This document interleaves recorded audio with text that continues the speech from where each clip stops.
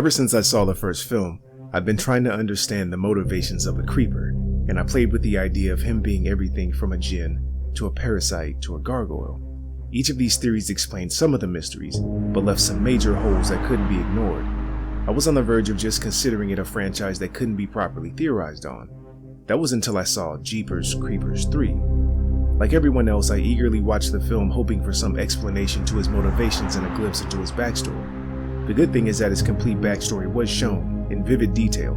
The problem was, it was only shown to the characters, and not to us. Let me first say that this movie isn't very good. The Creeper has become so unintimidating to the point of being the comic relief of the film. Even without speech, he's crossed into Freddy territory with his taunting mannerisms and exaggerated behavior. I figured that this film was the final nail in the coffin for the franchise, and for any sensible speculation on the character's origins going forward. I honestly felt ashamed that I couldn't come up with a single theory that held up. I started to search for where Victor Silva could have gotten the motivation for the idea, so I looked at many fictional and real-life characters, and found several that were probably the foundation for the Creeper, along with many identical ideas taken from other films. When asked, Victor Silva couldn't even explain his own creation, so I knew the ideas weren't entirely his own. The great thing about a shitty writer is that they usually directly rip off other writers, and if you look closely, the original ideas can be easily spotted, and the duct tape holding it all together becomes obvious. Funny part is that Victor Silva practically copied an episode of Unsolved Mysteries shot for shot, so I knew that his kleptomania didn't stop there. The Creeper is an amalgamation of many different familiar ideas, all stitched together in hopes that we don't recognize the lack of originality, and I, like many of you, were fooled by this. This theory, like all of my others, isn't claiming that the creators intended for it to be the official answer. I'm simply observing what I'm being shown, analyzing it for holes and flaws, and using my own imagination to fill in the gaps in a way that's theoretically plausible based on the content of the films. We aren't sure what he is, but we do know what the Creeper isn't. I know it's easy to first jump to demon as an explanation, but take a second and tell me one thing that he's seen doing that's demonic, supernatural, or magical. He can fly, but unlike Superman, his flight requires wings. He's abnormally strong, but not to the point of being cartoonish. It takes a great deal of effort for him to flip over this car. There are many humans that can do similar things as well. Sure, he can survive extreme damage, but if he can regenerate full body parts and even grow a new head, his central nervous system and internal biology must operate differently than ours do, possibly like an octopus or an earthworm. His regeneration isn't accompanied by any glowing lights or glittery dust. He regenerates by eating and converting body parts to repair his own damaged body. Our own human bodies do a version of this by using consumed protein to repair damaged muscles, making them larger and stronger. There are many animals that can regrow severed limbs as well, just not in such a rapid fashion. He doesn't have any mysterious method of tracking his victims either. He can smell them by using a specialized nostril, and even his facial skin expands like a frilled lizard or a cobra when he's angered or frustrated. Everything the Creeper does is biologically explainable, because he is a biological creature, so we can check demon or supernatural being off the list right away. The next argument might be his weapons, but once again, there's nothing supernatural about the weapons he uses. Let's look at the Predator, for example. We don't consider the weapons they use as having any magical properties, yet they do many of the same things. The only difference is they have the appearance of advanced technology with sleek metal, buttons, and flashing lights. If the Predator was stranded on a planet and had to make his own weapons, I would imagine they would have a more primitive appearance as well, even if the internal technology operated similarly to his manufactured weapons. The Predator wouldn't be able to make a plasma gun or infrared vision, but he would be able to make a variety of edge weapons like spears, projectiles, traps, or even bombs. There isn't much direct information given on the Creeper. We're told that he comes out of hibernation every 23 years for 23 days and eats people, but that's not all he does. Eating people is what he does when he's injured, but that's not his main goal. No one seems to acknowledge what he's doing, even though it's right there in our faces. Eating people for a few weeks every quarter century doesn't seem to make much sense. He could easily find a dozen people in one day, eat their prime parts, and he would have no reason to eat anyone else. He doesn't do this because he's collecting people, and he's searching for something. Remember when I said that part 3 revealed all I needed to know about the Creeper? Well, it was the emphasis on his truck that gave away his secret. We see the creeper can fly at incredible speeds and snatch people away into the night, so if his only mission was to sniff out people to eat, flying would be easier and far more efficient.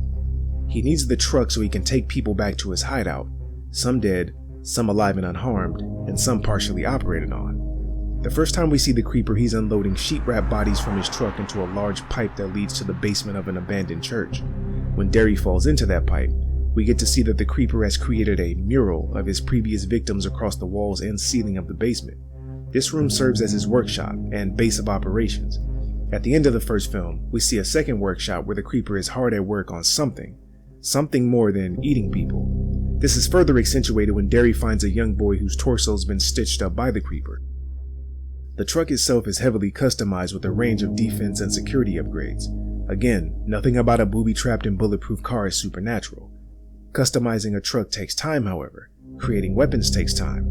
If you had all of the predatory physical advantages of the creeper, why waste your precious 23 days making weapons and customizing a truck? Why waste time stitching people up and hanging bodies from your ceiling? Before we fully dive into this theory, I want you to watch a quick video from an old PlayStation 2 game. Bound by strict clan loyalties, unbreakable taboos. Disgrace and exile were all as one could expect.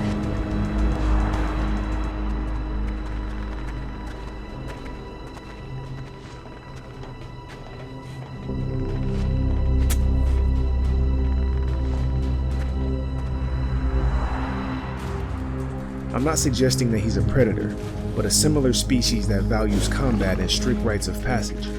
If you've ever seen a Predator film, you know that they prove their value by going to foreign planets and hunting down dangerous prey. I'm sure Victor Salva has seen a Predator movie as well. The creeper's reptilian skin, arsenal of weapons, skills in hunting, and facial mandibles can't be a coincidence. My theory is, the creeper was dropped off, either as a punishment or as a test to demonstrate his skills in stealth, combat, and hunting. His mission is to prevent a dangerous organism from reaching maturity and reproducing, and there are only small windows, 23 days every 23 years, where the organism can be detected. This is why he's bringing people back to his basement, and even stitching some of them back up. He's doing research and trying to learn more about the organism so he can hunt it more efficiently. We see a strange skull in the back of his truck several times. This definitely isn't a human skull. It looks like a creature from a game called Dead Space. I believe that this is what the organism looks like at full maturation. This is what the creeper is hunting. We can take it a step further and say that he's actually the hero of the film, and he's trying to eliminate a threat that we're unaware of, a threat that is slowly developing inside of several unknowing hosts. It isn't fear that he's sniffing out. He's smelling a pheromone that the dangerous organism is giving off during its mating or hatching season. Even though this guy dies, the creeper still must destroy the thing inside of him. This is why he smells to see if it's still alive inside. He doesn't eat him because that's not his real intention. Several things struck me as strange in a world that's supposed to operate like our own. We know that the creeper has been on Earth for some time. Several thousand years is what we're told. But how is it that his church and truck with a customized license plate haven't been discovered during his 23-year hibernations? I know that it's the middle of nowhere, but we're supposed to believe that no one has tried to tow his truck or explore the abandoned church in 23 years. The third film highlights this when a group of teens try and break the windows on his truck, and even the police are eager to tow the old rusted truck away. Even the lack of outside media or police raise a strange question. We see that the creeper attacks a police station and kills multiple police officers and a prisoner, but the following day, everything just goes back to normal as if it never happened. On top of that, this city should have an enormous missing persons epidemic. We see dozens of bodies in the creeper's basement, and who knows how many else stashed elsewhere. No one has come to do a documentary about a city where people disappear. Roswell, New Mexico has made their middle of nowhere city a tourist attraction from a single event that happened over 50 years ago. Wouldn't a city where a flying demon abducted and killed people draw some outside attention? Think about why the creeper would have a police scanner, and why he would burn down his church. Is he afraid of the police or going to prison? He burned down his church because he was trying to destroy evidence of his research in the way that we see predators activate a self-destruct bomb instead of being captured and their technology taken. But why even bother hiding if you can just go to a new city or a new state where people don't know about you? It's because he isn't on Earth. Dark City is a 1998 neo-noir sci-fi mystery film that takes place on a space habitat disguised as a shadowy, crowded city. A group of humanoid aliens called the Strangers conduct experiments on the inhabitants of this city by swapping and erasing memories and keeping the city in the same perpetual night as they observe their every move. Because of the lack of outside help or media attention, I'm theorizing that the area we see is not part of a bigger world, but a single separate town in a controlled environment used for training. If the creeper species was accustomed to dealing with a range of other aliens, they would want their soldiers to be well trained like Navy SEALs or CIA agents. They would want them to be experts in all of the basic skills like combat, weapon making, stealth, tracking, and hunting. But the universe is a big place, and many alien species might have unexpected abilities like telepathy, shapeshifting, hive minds, or forms of psychological warfare. This is why we see the ghosts of his past victims.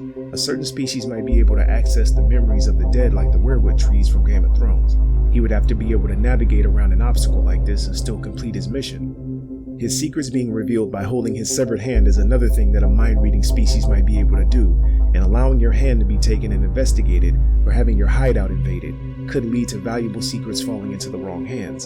So when he finds the letter that says, "We know what you are," he screams because he knows he's failed this test and he'll have to retake it again in 23 years. Chronologically, the films are 1, 3, and 2. This is important because part 2 lacks ravens and crows, and yes, there are both. This is a raven, and this is a crow. The only time we see birds is during flashbacks, before the creeper failed his final test, and later, when a few crows are outside of the barn with his hibernating body. The crows and ravens that always accompany the creeper are the way that his progress is recorded and observed by his superiors.